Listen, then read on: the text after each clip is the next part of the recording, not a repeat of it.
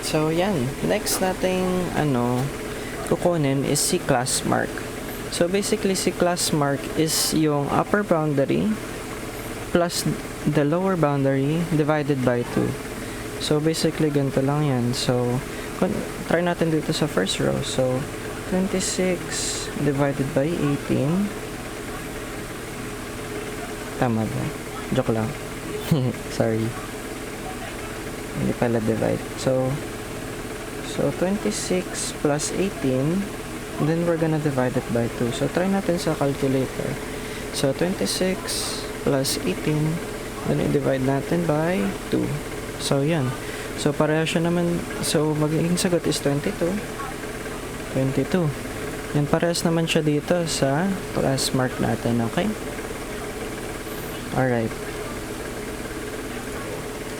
Okay, so yun lang yung pinakamahirap na part sa class mark.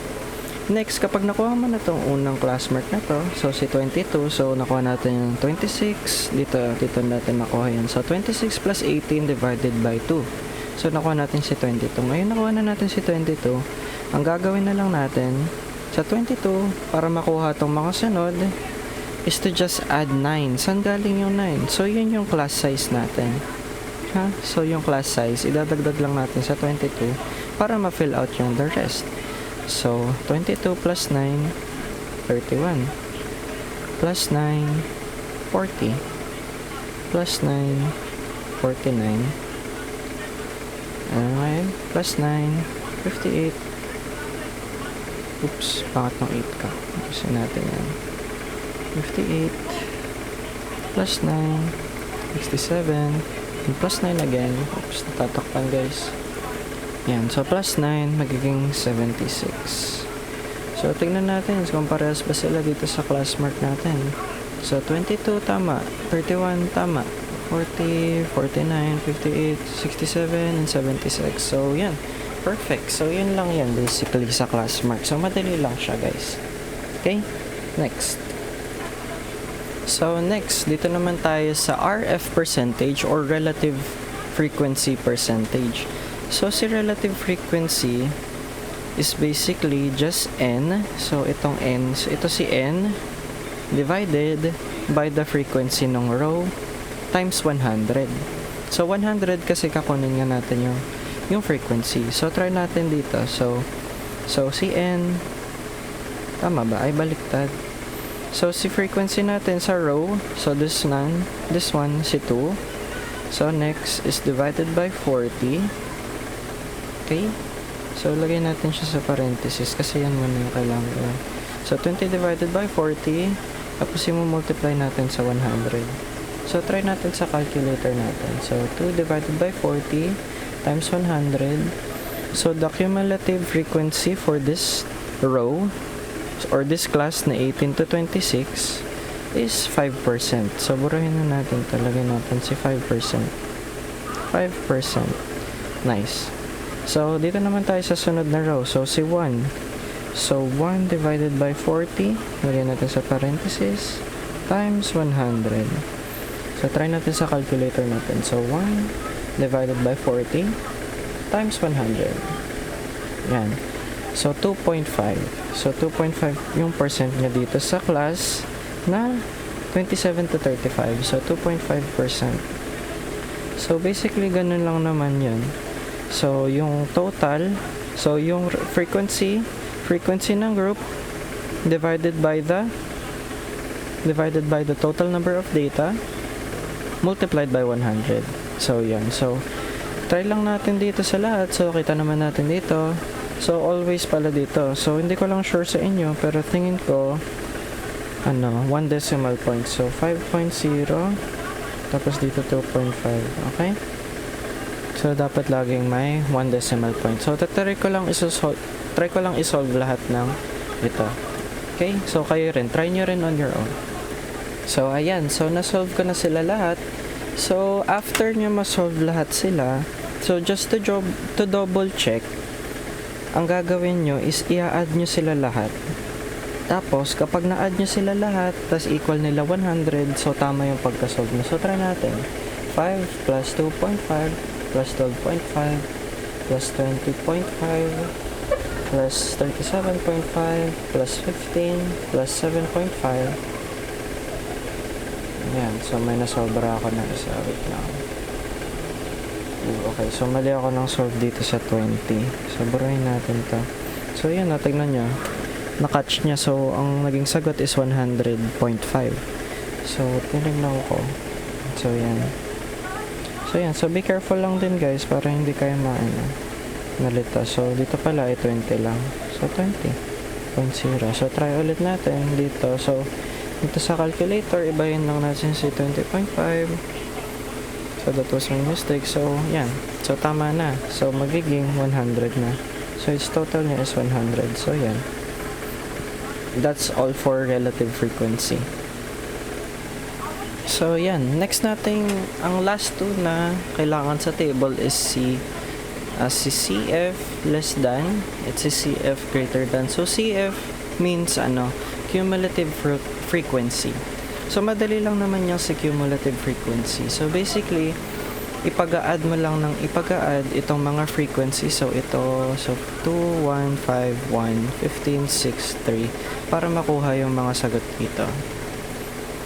So, usually, sa first row, so, si frequency na nauna, isusulat mo lang dito.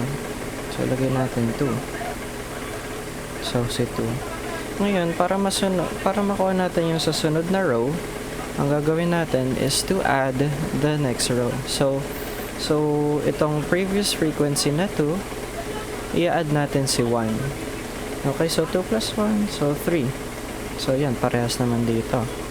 So, next naman, paano yung next row? So, 3 plus 5. So, 3 plus 5 is equals to 8. So, tama naman.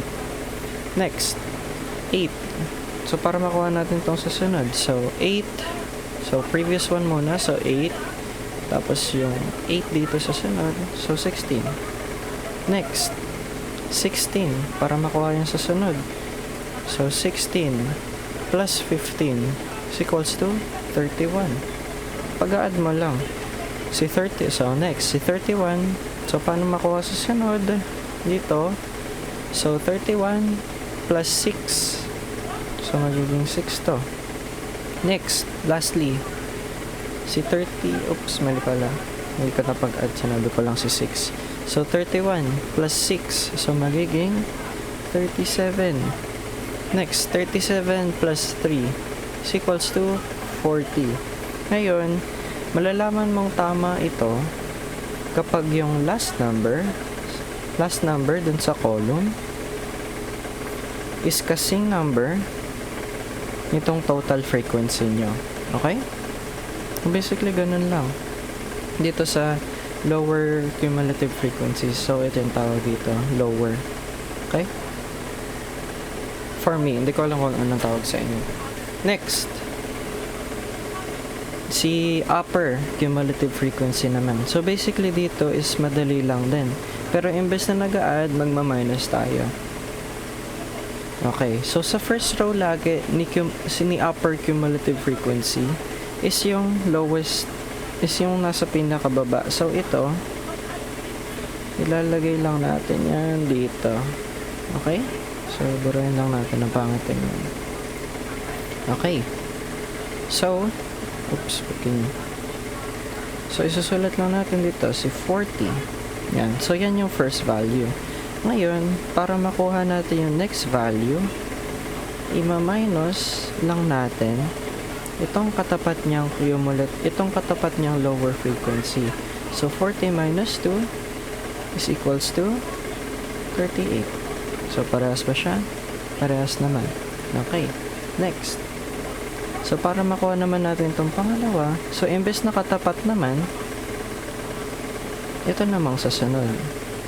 So, 40 minus 3. So, it's 37. So, parehas naman. Tama, 37. Next.